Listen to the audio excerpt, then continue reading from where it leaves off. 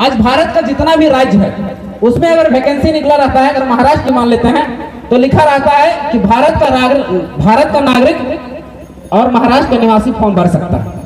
जब गुजरात में वैकेंसी निकलता है तो वहां लिखा रहता है भारत का नागरिक और गुजरात राज्य का निवासी फॉर्म भर सकता है। बताते हैं गोवा में हम एक बार फॉर्म भर रहे थे दरोगा का, गोवा पुलिस का।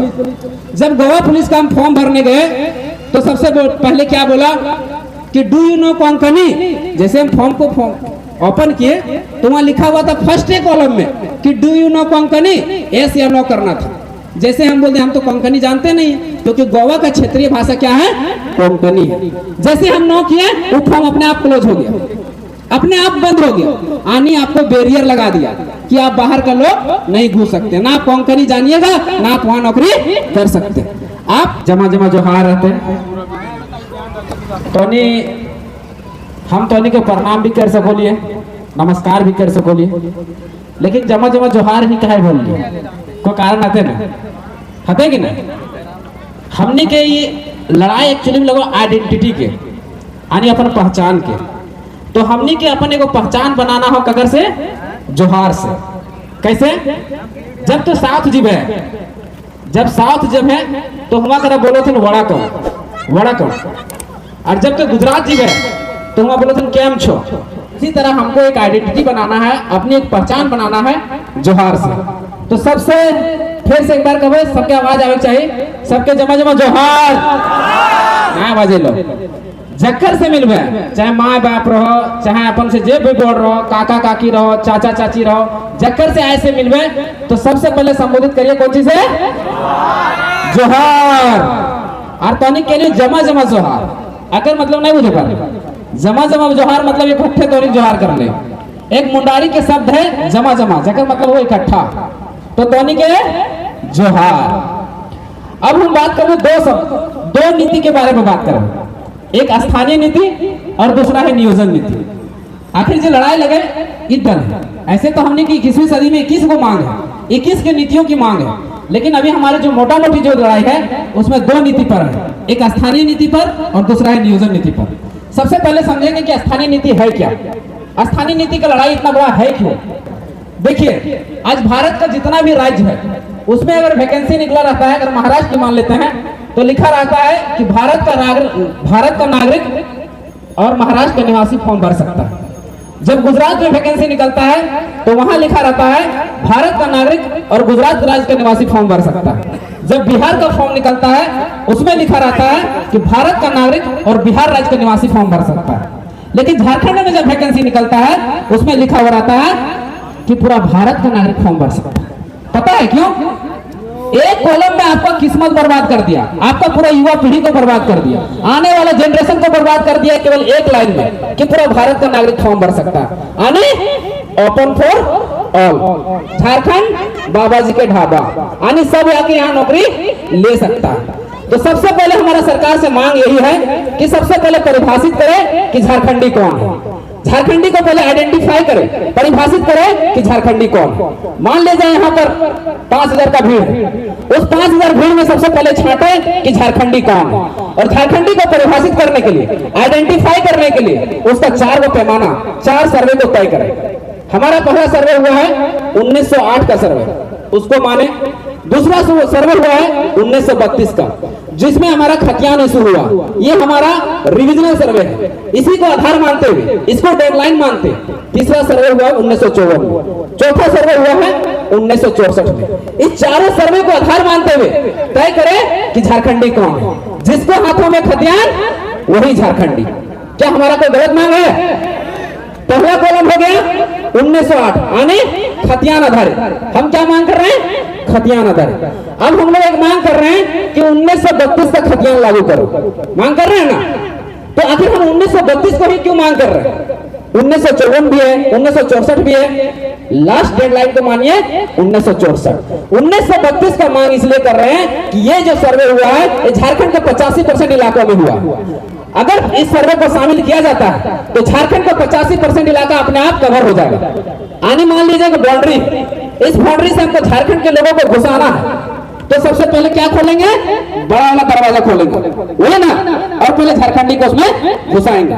जब घुस जाएगा उसके बाद हम लेंगे 1964 का सर्वे का, क्योंकि ये कोल्हान का जो क्षेत्र है वहां सर्वे हुआ 1964 में, और कुछ कुछ जगहों में सर्वे हुआ 1954 में, जैसे मेरा गिरिडीह में हुआ 1908 में। तो हम लोग सरकार से ही मांग करते हैं कि जहां जिस जिला में से ऐसा सर्वे हुआ है उसको शामिल कीजिए, और सबसे पहले झारखंडी को परिभाषित कीजिए कि झारखंडी है कौन, पहला कॉलम। दूसरा कॉलम भूमि संबंधी दस्तावेज के आधार पर झारखंडी को परिभाषित कीजिए। तीसरा कॉलम जोड़िए उसमें भाषा, मतलब जो यहाँ खोटा, कुड़माली, नागपुरी, पंचबरगनिया जानेगा वही झारखंडी है।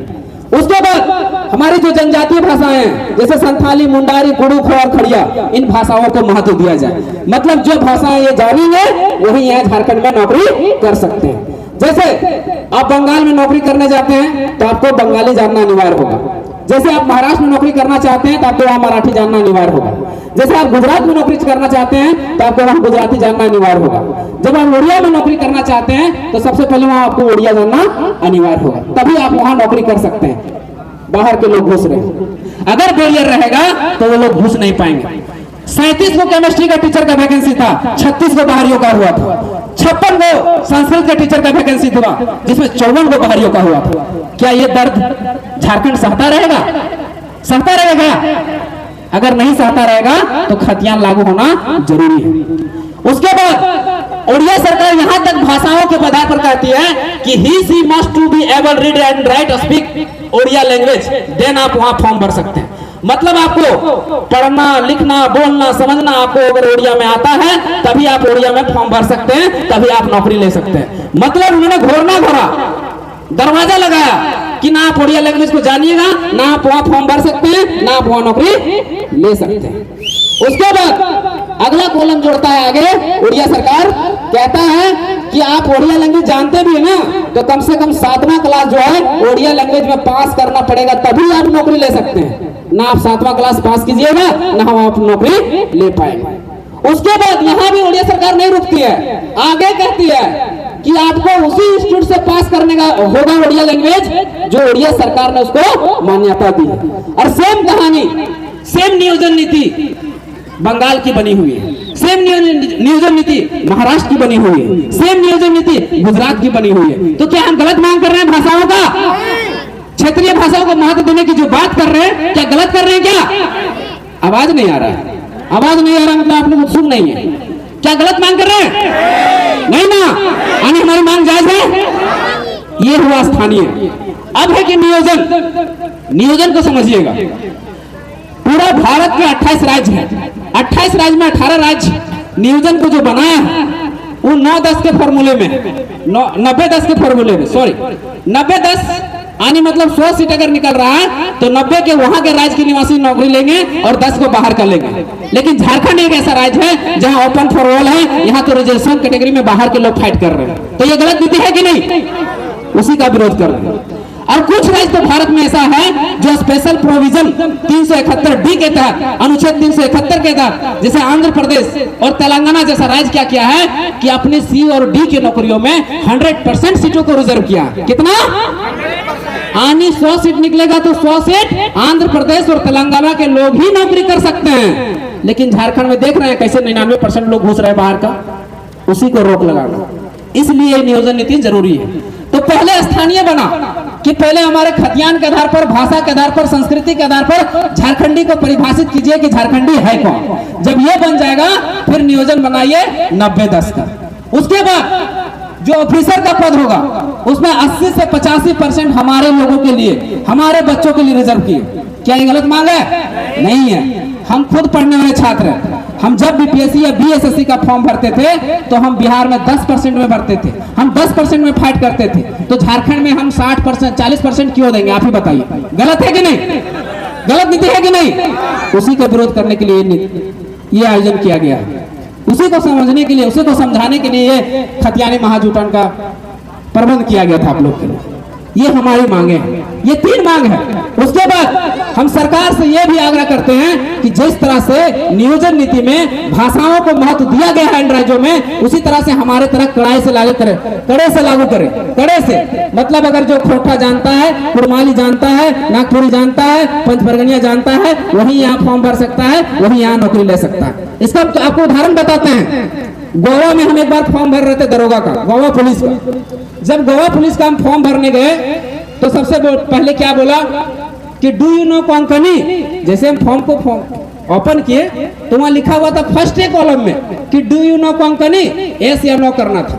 जैसे हम बोलते हम तो कोंकणी जानते नहीं, क्योंकि गोवा का क्षेत्रीय भाषा क्या है, कोंकणी है। जैसे हम नो किए वो फॉर्म अपने आप क्लोज हो गया, अपने आप बंद हो गया। आनी आपको बैरियर लगा दिया कि आप बाहर का लोग नहीं घुस सकते, ना आप कोंकणी जानिएगा ना आप वहां नौकरी कर सकते।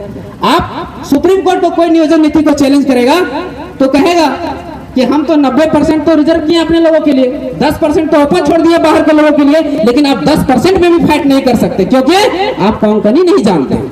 क्या ओडिया में आप ओडिया नहीं जानते, बंगाल में आप बंगाली नहीं जानते। तो क्या किया वो लोग, एक चालाकी के साथ सुप्रीम कोर्ट को कह भी दिया, हाई कोर्ट को कह भी दिया कि हम 90% सीट रिजर्व किए हैं, लेकिन 10% भी ओपन नहीं छोड़ा क्योंकि आप बंगाली नहीं जानते, आप ओडिया नहीं जानते, आप कोंकणी नहीं जानते, तो आप नौकरी ले पाएंगे क्या?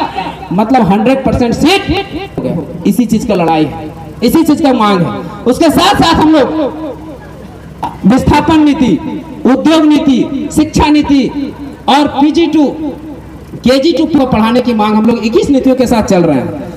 तो मैं समय के अभाव के कारण हम अपने वाणी को यही विराम देते हैं। धन्यवाद, जोहार। बहुत बहुत धन्यवाद मोतीदा। एक बार जोरदार ताली से